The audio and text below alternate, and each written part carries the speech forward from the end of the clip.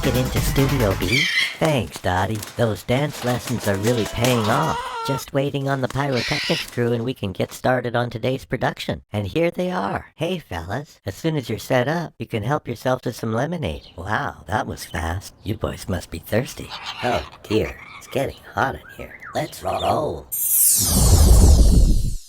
Nebuchadnezzar the king made an image of gold, whose height was 60 cubits, and the breadth thereof 6 cubits.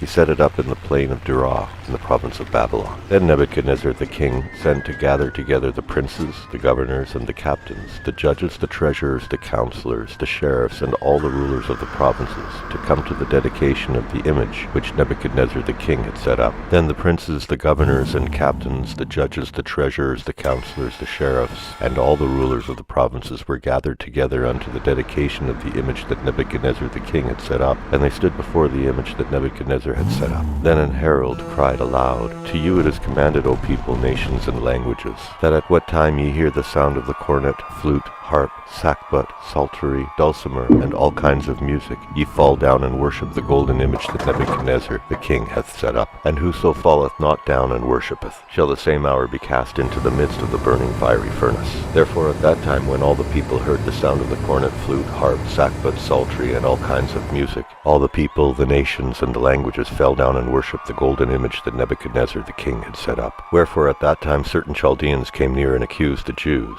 They spake and said to the king Nebuchadnezzar, O king, live forever. Thou, O king, hast made a decree that every man that shall hear the sound of the cornet, flute, harp, sackbut, psaltery, and dulcimer, and all kinds of music, shall fall down and worship the golden image. And whoso falleth not down and worshippeth, that he should be cast into the midst of the burning fiery furnace. There are certain Jews, whom thou hast set over the affairs of the province of Babylon, Shadrach, Meshach, and Abednego. These men, O king, have not regarded thee. They serve not thy gods, nor worship the golden image which thou hast set up. Then Nebuchadnezzar in his rage and fury commanded to bring Shadrach, Meshach, and Abednego. Then they brought these men before the king. Nebuchadnezzar spake and said unto them, Is it true, O Shadrach, Meshach, and Abednego, do not ye serve my gods, nor worship the golden image which I have set up? Now if ye be ready, that at what time ye hear the sound of the cornet, flute, harp, sackbut, psaltery, and dulcimer, and all kinds of music, ye fall down and worship the image which I have made. Well, but if ye worship not, ye shall be cast the same hour into the midst of the burning fiery furnace. And who is that God that shall deliver you out of my hands? Shadrach, Meshach, and Abednego answered and said to the king,